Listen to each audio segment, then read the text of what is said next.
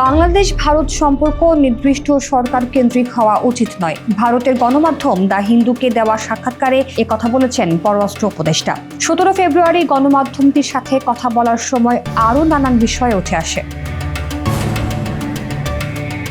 ভারত ও বাংলাদেশের মধ্যে উত্তেজনাপূর্ণ সম্পর্কের বিষয়ে এস জয়শঙ্করের সঙ্গে সাক্ষাৎকারের প্রসঙ্গে তৌহিদ হোসেন বলেন, ভারত 15 বছরের বেশি সময় ধরে সম্পর্কের এক ধরনের ধারা অনুসরণ করেছিল। হঠাৎ পরিবর্তন আসায় নতুন বাস্তবতার সঙ্গে খাপ খাইয়ে নিতে কিছুটা সময় লেগেছে।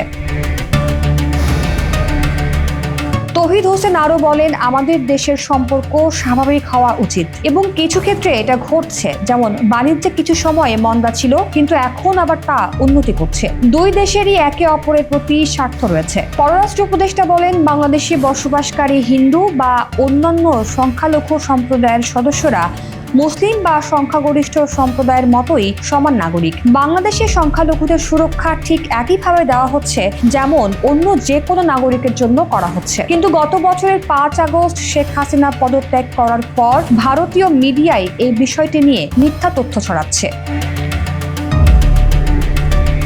শেখ হাসিনা প্রসঙ্গে তৌহিদ হোসেন বলেন, শেখ হাসিনার বিরুদ্ধে মামলা রয়েছে এবং তাকে বিচারের জন্য ফেরত পাঠানোর জন্য ভারতকে জানানো হয়েছে। সীমান্তে বিএসএফ এর বাড়াবাড়ি নিয়েও গণমাধ্যমটির সাথে কথা বলেন তৌহিদ হোসেন।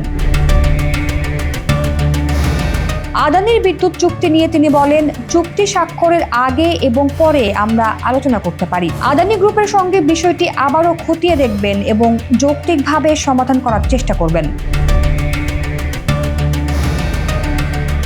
শেখ হাসিনার আমলে ভারত বাংলাদেশ সম্পর্কের বিষয়ে তৌহিদ হোসেন বলেন, শুধুমাত্র গত 15 বছরে কেন, বিএনপির আমলেও দুই দেশের মধ্যে বাণিজ্য দ্রুত বেড়েছিল। তিনি মনে করেন সম্পর্ক কোনো নির্দিষ্ট সরকারের ওপর নির্ভর করা উচিত নয়। 1996-97 সালে গঙ্গা চুক্তি হয়েছিল, তাই তিনি মনে করেন দুই দেশের সম্পর্ক সরকার বা দল নির্বিশেষে পারস্পরিক স্বার্থ ও শ্রদ্ধার উপর নির্ভর করা উচিত।